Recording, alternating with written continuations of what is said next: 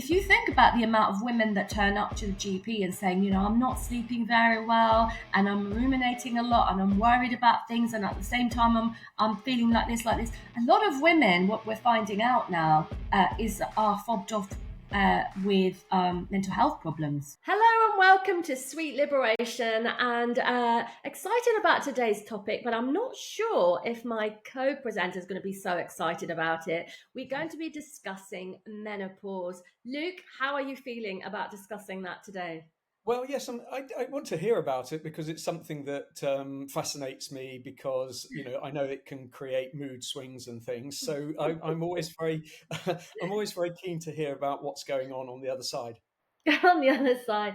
So, yes, so if you have enjoyed listening to our content over the last few months, I'm just going to do this bit of admin first. Please like and subscribe, share our content because it helps us to grow our channel. So if you haven't subscribed to our channel yet, make sure that you hit the like and subscribe button, and make sure you like our content and share it so that we can get even more fantastic guests. We are going to have some fabulous guests over the next few months, but it really helps us to grow our channel if you like and subscribe. So Luke, with that said, let's crack on with this subject. I know for some reason people find it really difficult to discuss anything to do with women's health. And as you know, I come from a background of women's health. I've been a midwife for, coming up for 16 years. I don't know, a long time. I started studying in 2000, so that's a very, very long time ago, and I qualified in 2006. So yeah, I've been around this space for a very long time, so I'm totally comfortable talking about women's health. But I don't think everybody is. Now, as a man, how comfortable are you listening to stuff to do with women's health? I do, yeah, fantastic. I think it's great. I mean, the reason some of these horror stories that I hear about, a lady going perhaps to her male GP, and clearly the male GP has no idea about what's going on No. for the woman. Almost a sort of pull yourself together type attitude, Yes. and like that for me is horrific. So the more, and if that's a GP, anything that I can learn, within this area, and it is fascinating, and it does create, and the same for men, it can create mood swings and things, and I've always been aware of that. So anything that you can share and impart Yeah. with all of So your years of knowledge. Sorry. So let's get stuck in. Yeah, thanks for Yeah, that. So you're comfortable. First of all, you're comfortable talking about very. this. So that's fine. And I want the thing about this episode is we're going to kick off actually an entire season, if we like, that we're going to be talking about hormones and the impact on hormones on our health. We are going to be coming back to menopause, but we wanted to touch this because I am a woman of a certain age. I'm not afraid to say I'm in full swing of my menopause. And as a person coming from a healthcare background, I have to say how ill-informed I was on the menopause. I put my hands up in shame to say that in my training as a midwife, we received very little. I can remember maybe touching on it for maybe half a lecture or something like that on menopause. We talked about the menstrual cycle. We obviously needed to talk about that because all the issues related to fertility, infertility, and then pregnancy, assisted pregnancy, all of that kind of stuff. So those were the reasons we learned about the menstrual cycle. But about the menopause, I was completely ignorant. And it wasn't until actually I had a very good friend who's a GP, an excellent GP, I must say. And it was about maybe 5 or 6 years ago. About 6 years ago now. We were all having a picnic in the park with our children running around, and I was talking about some of myself. I was going, oh, I'm feeling a little bit bloated, and I've got a little bit of sort of feeling a bit heavy around the middle. I don't know what's going on with my tummy. I'm feeling tired. I've got brain fog. And those can be symptoms of some of my autoimmunity. So I just thought it was probably one of my flares going. And she looked at me and she said, how old are you? And I can't remember how I would have been, about in my mid-40s then. I said, I told her I feel 46, 47 something. And she said, you're perimenopausal. I was actually 43 or 44. So I was a bit, in 44. And she said, you're perimenopausal. And I was like, what? Menopause? I heard the word menopause. I was absolutely offended. I was like, I am not on my menopause. I became really defensive. And she goes, oh no. She said, you can be in the perimenopause for 10 years before you hit your menopause. I was like, I'm not menopausal yet. She goes, no, you don't have to be menopausal. And then she started talking to me about it. Anyway, I went off and I started to think, and this is one of the triggers for me changing my lifestyle, because this was the same year as I had my foot operation. So I was not in a good place in my health, and I was perimenopausal, and I had put on weight, and so you just stack all the things together. So I was not happy to be given this information about the perimenopause. But I realized I probably was perimenopause, and now looking back, I definitely was. So that was my segue, my intro into any type of education around the menopause. Have you received any education whatsoever at school or books or anything, Luke? No, never. And really, in some ways, I don't really know much about the topic at all. It's not really discussed with men. Right, and I think this is where we need to kind of break this mold. I know that Sweet Liberation, we are kind of revolutionizing the conversations that we have around everything: health, biohacking, family life, all of these things, business. But we need to talk about these subjects because it does affect half of the population of the world. You know, first of all, it's we need to debunk this idea of there being secrecy around women's health. I've always been very much an advocate of women being able to speak about their health problems, about their pregnancies, about their experiences, and share with other women and with men. I think it's appropriate to do that. And we should just be comfortable to talk about it. What do you think about that, Luke? Yeah, definitely. And yes, and it would be, I think, I'd always say that for men or women, to talk about it, get involved with some groups maybe, and amongst women amongst women and men amongst men. I mean, within the male world, I mean, we'll talk about this another time, but I mean, men don't even talk to each other about these sorts of things. I think women find it a bit easier. Yeah, exactly. Well, that's true. But even on the subject of menopause, I have to say how incredibly ignorant we can be Mm. as women, even though this happens to half of our population. And I'll tell you why I think that is just one of the reasons I think there is, apart from this entire shroud of shame around anything to do with women's health, which is horrific. We need to get rid of that. That doesn't belong in society at all. But apart from this shroud of shame, is it's genuinely that women haven't felt comfortable to talk about their experience of menopause. So we prepare Mm. young girls when they're coming into puberty. You know, responsible parents will talk to their children, both male and female, and say, look, these are your changes that are happening with your body, etc. And for girls, you talk about menstruation, periods, all that kind of stuff as part of the education you get. We never talk to them at any point about, and one day your periods will stop and you will hit your menopause. And then that's it. Nobody talks about that ever, ever, ever. I've literally never heard that. And interesting, so I've got a family member who I'm in women's health.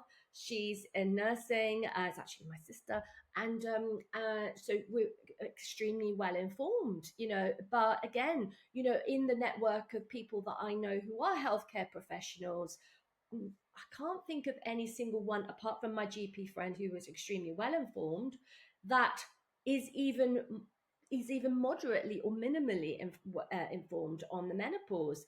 And so what happens is, what I found out, Luke, in which is really unbelievable, is the list of symptoms in the perimenopause. You literally, it's like sheets and sheets and sheets of symptoms, including things like brain fog, mood swings, loss of memory, difficulty in accessing words. And that was happening to me for ages before I had my menopause. um, Tiredness, irritability, difficulty in sleep, joint pains, hip pain, weight gain, and the list goes on and on and on. Literally, the lists are almost inexhaustible.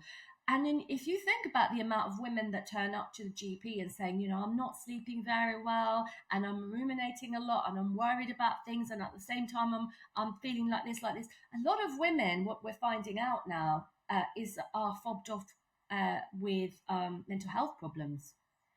And Oh. actually, what's happening is Gosh. all of the they're actually sometimes given antidepressants, which I've been told, can be one of the lines of treatment. Actually, it can. I'm not saying that the antidepressants are not appropriate for everybody. However, imagine if actually, you're going into your GP, your doctor, with the list of symptoms, and they're just saying to you, off you go, you have depression, and you're taking antidepressants and you don't feel any better, and you go back again, and actually what's happening is your hormone levels are dropping, and you're about to hit your menopause, or you've already hit your menopause. And actually what you might want to discuss with your doctor is replacing your hormones, because what's happening in the body is you have your sex hormones, estrogen, progesterone, and testosterone, and other hormones in the body that are absolutely essential for the function of your body. And they are start to drop off, and they start to tail off from about 25 in women. And about the same, I think, in men, in testosterone. So we hit our peak at around 25, and then from there on, it's sort of a downward decline until, for women, we stop menstruating. And as we're getting to the end of that a period of fertility, you start to get all of these symptoms, which are a cascade of symptoms, and then what actually can be useful for some women, if that's what they choose, is that they would like to have the option of having hormone replacement to replace the hormones. And one of the things I'm finding out, which is just unbelievable, Luke, which is really unbelievable, is the link between these hormones dropping and things like cardiovascular disease, increased risk in women. So I mean, it's just unbelievable. So we are going to have some amazing guests over the next few months that are going to talk to us specifically about this. But what do you think about what I've just said? Yeah, I fascinating. Yeah, and it does make sense that there are links back to things like cardiovascular disease and things, because if you are having that big change in hormones over that period of time and you don't replace them, then yeah, I can see that there's going to be a knock-on effect to that. Makes a Yes, lot of sense. that's right. And those hormones, Mm. particularly estrogen, they're Yeah, essential for every single cell in the body for it to function properly. And right. we have a disproportionately high Mm. risk of, compared to men, women are so much more at risk of cardiovascular disease and dementia compared to men.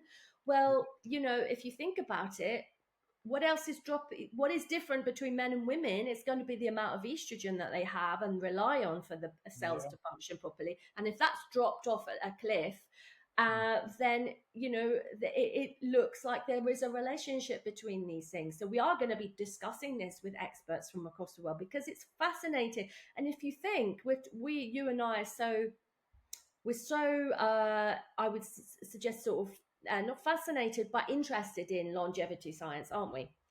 Oh yeah, very much so, and yes, and anything that one can do to improve, and increase longevity, yeah, is going to be something that we would listen to very carefully, and take those ideas on board. I mean, I would have no, if I thought that I needed, more hormones, then I would certainly be, very open to that. Yeah, Yeah, I think it's great. exactly. I mean, the thing is, when you start to see the cardiovascular risk, the risk of all types of different diseases, but apart from anything, the aches and pains of the body. So, in about Mm. 2020, around the end of the pandemic, that's when I started to hit my menopause, and then it didn't take me very long, Luke. It took me about 2 months, and I was like, I'm having HRT. So I contacted the GP. I've managed to get a GP appointment, and because of my autoimmunity, I've had all types of treatment like steroids and things like that, which puts me at a high risk of having osteoporosis. So my rheumatologist had always said to me, look, when you get to your menopause, you need to discuss hormone replacement to protect your bones, because you're at risk of osteoporosis. I was like, okay. And my grandmother had osteoporosis. Yeah. So, super high risk. So I just called the GP, made an appointment, and I said, lupus patient, well, at the moment, gave all my information. And Mm. I said, high risk for osteoporosis. I would like HRT, and these are my symptoms. And I mean, they didn't hesitate to give it to me. And I tried a couple of different options, and then I found one that worked for me. And then that's been the case. And now I have to say, I'm militant about having it. I don't travel anywhere without it.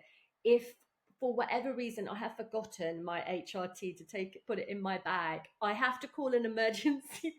I have a private GP line that I pay for because I don't want to have to go without one. I'm literally that it's that important to me that I function so much better with it. And I remember I had 5 days, I think it was last year, where I couldn't get hold of a prescription for whatever reason. There was a breakdown in the system, couldn't get hold of my GP, couldn't get hold anyway, or the pharmacy didn't have it. I can't remember what the hiccup was, but I had about 5 days where I didn't have it. And oh my God, I could barely walk. And I was like, I could not, the pain in my hips was unbelievable. I was screaming, I kid you not, to get out of a car, on and off a chair, or in and out of bed. I was lying in bed like this in my bed, and I would go, oh my God, I can't move. I can't move. My hips were so sore that rolling to the side, I was like, and I would like roll to one side, and then I would like shuffle to the end of the bed and like push myself off, and I was in so much pain. As I got up from the bed, I'd scream like squealing pain. And the same getting in and out of a car. I was thinking, oh my God, I'm 50, but I feel like I'm 99. I felt like this is how I see old ladies walking. Traditionally, you see them sort of shuffling because they can't move their hips, so they shuffle from side to side. But I was like that. And it was only 5 days of not having enough estrogen. Wow.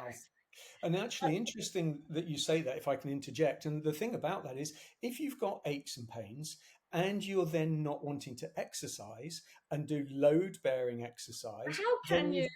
you've then the osteoporosis side of things. Of course, you need the load bearing to stop the bones, but you're in a catch-22, aren't you? And it's like Exactly. anything where people are in pain, they don't Oh my God. exercise, and then yeah. So It's just wow, a yeah, closed loop. It's a closed loop. So I have been yeah. keenly following a UK-based GP called Dr. Newson, and she has a great YouTube channel, which is just so much information on there, and an app, a few other things, and she has just such a wealth of information on the menopause. And one of the things that she says, is that from the point of view of biology, we are living so much longer than we were meant to. If we were hunter gatherers back in the, chasing animals and being chased by lions, the likelihood of women surviving things like childbirth was quite, difficult to survive Yeah. childbirth. And then, even then, you probably wouldn't live beyond 40 or 50 because you might have died of an infection and famine, like all of these other things that as we were wild humans, would have had to deal with without civilization. So we're living such a much longer life, and yet, the thing that makes us our body function, which is our hormones, is so intrinsically essential for body function, tails off right in the middle, and then you've got the rest of your lifespan where you basically your impact on your mobility, on your mental health, on your cognitive function. I mean, the list, cardiovascular function, all of these things, because of these hormones that tail off. So she very much advocates for women to discuss and consider the option of HRT if it's safe and appropriate for them to do so. But I have found, Luke, the thing that is shocking for me is the amount of gatekeeping that there is in Yeah. our healthcare system in the UK. And I think across the world, I've heard the same in Scandinavian countries, where doctors are giving really incorrect information about HRT and the risks. In the USA as well. I mean, they are quoting old, very basically studies that have been shown to be completely, unreliable about the breast cancer risk. And according to Dr. Newson, she says there is no increase breast cancer risk by taking HRT compared to the baseline. You have an increased risk of breast cancer anyway at this age, and the baseline risk remains about the same for women, whether they're on HRT or not. So this is really interesting. And I was always scared of taking hormones. I was like, oh, I don't want to take the drugs. I don't want to take the hormones. I don't want chemical. And I would say things like, the actual words would come out. I don't want chemicals in my body. And until I realised I couldn't live without them. The pain was just too bad. So, Wow. I mean, unbelievable. So yeah, the misinformation, and this is from someone I consider myself to be well informed. I consider myself to be highly literate. I can go out and get really, read the studies, crunch the data, can do all of that. And I was completely ill-informed about what was going on with my own body. Had it not been for my friend having a picnic with me, telling me that day, and me being incredibly insulted and having to go off and do my own Googling, she was right. Yeah. Yes, and I Unbelievable. think, yeah, and you're probably right. There's probably an awful lot of women that don't have the knowledge, and presumably, anybody can go to their GP and get tested to get their hormones checked. Well, actually, the thing is, one of the things is you can have your hormones tested, but because it's the most reliable thing that the clinician has Mm. is the symptoms that the person is telling you.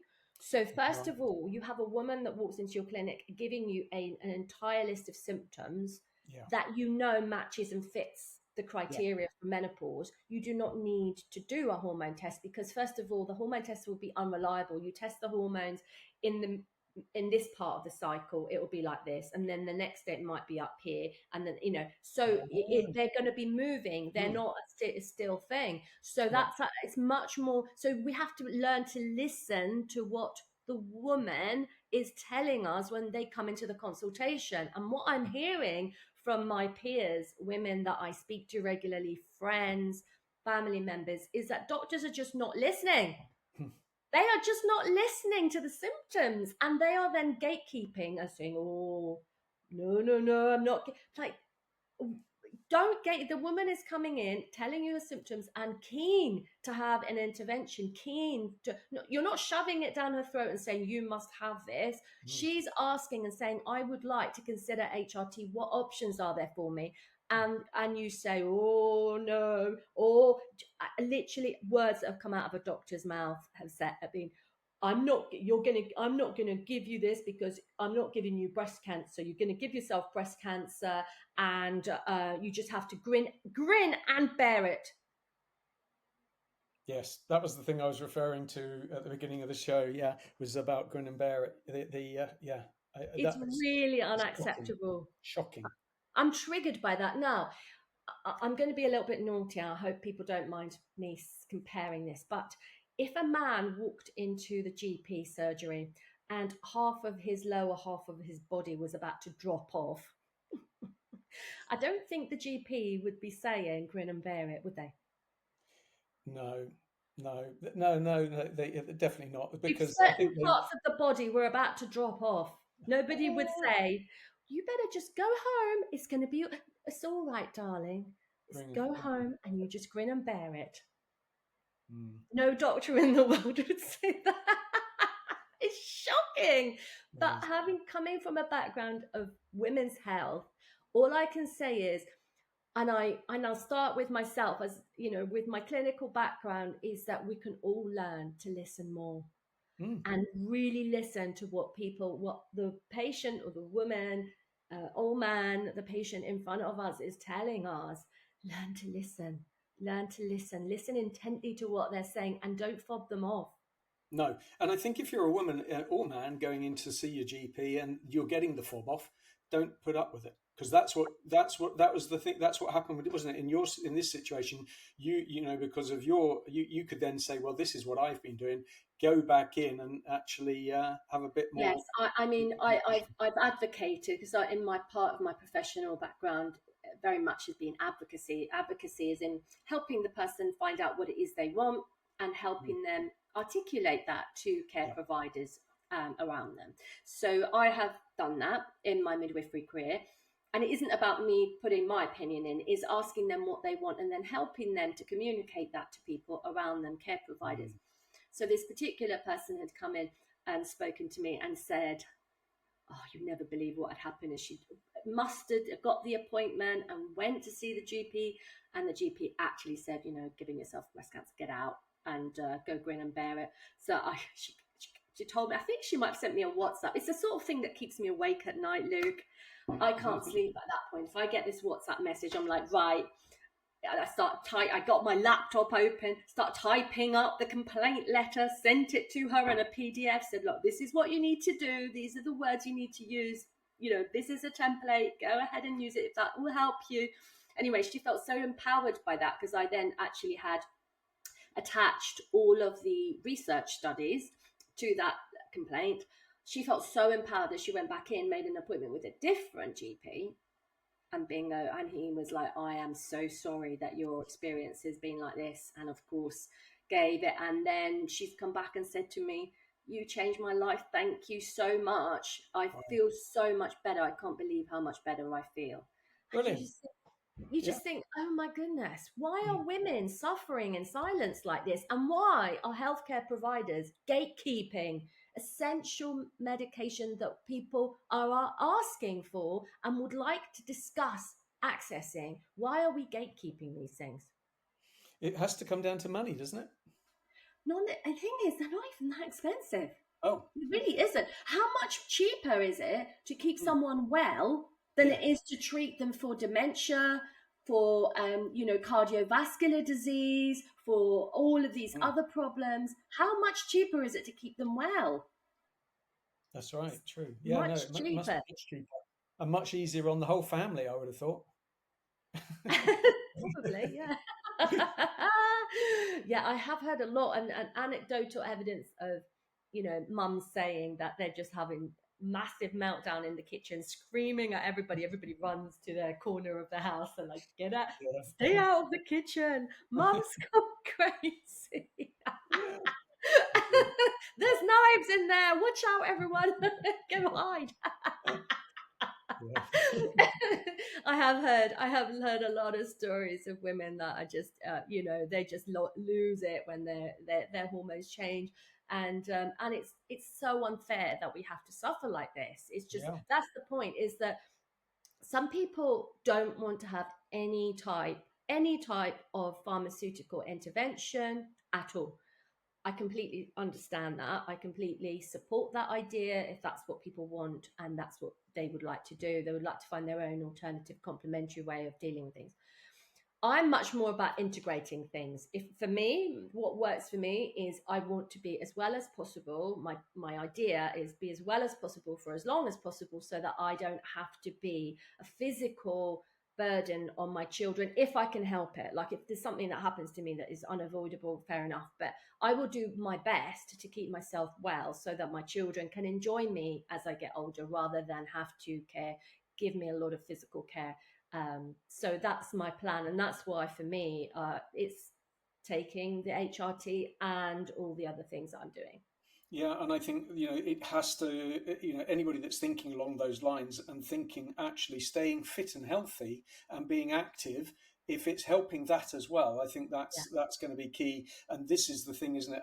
As we all get older, if we're not being active and not thinking of our bodies and actually becoming weaker over time, that's when you do become a bit of a burden, or you have a fall or something like that as a result of it. So I think it's very critical. It's very critical. And I think what we need to have is the empowerment of choice. I don't think anybody should be forced into taking something they don't want to, or, prevented from having something that they're desperate to have. Both is wrong. I think what they need is empowered with knowledge so they can make an informed choice. And if anybody in the UK or even abroad is in healthcare, and you're listening to this, please, take heed on this. But also remember that most guidelines that we are running, that we are working to, most standards of care, at the top is informed choice. Yeah. Informed choice. Now, if the person is saying, I have read all the information, I have read all the data, I am happy, that this is what I want to do, and for me the risk is outweighed by the benefit, and that's what I would like to do, or you have that discussion and they're like, no, I still want it, well then give it. Why would you be going, oh, I'm not giving this to you? Who are you to be saying that if the person is there and is already, well informed? So, or have a further conversation, send them away with some information so they can have a think and book another appointment. But it just is the gatekeeping that really triggers me badly. Yeah, it's not fair. So, with that Yeah. said, is there anything that you were taking away from this discussion? I know it's been a bit of a Nabila rant today, but No, it's very interesting, and as I say, I think anybody that's listening in, be persistent. Go back. If you want to give it a go, and you've heard and you've done as you say, done the googling, you've had a look at it, and you want to go, and you're being fobbed off, go back in. Don't take no. I think that's, for me, that's the takeaway from today. yeah, absolutely. And your health, your wellness, Yeah. your physical and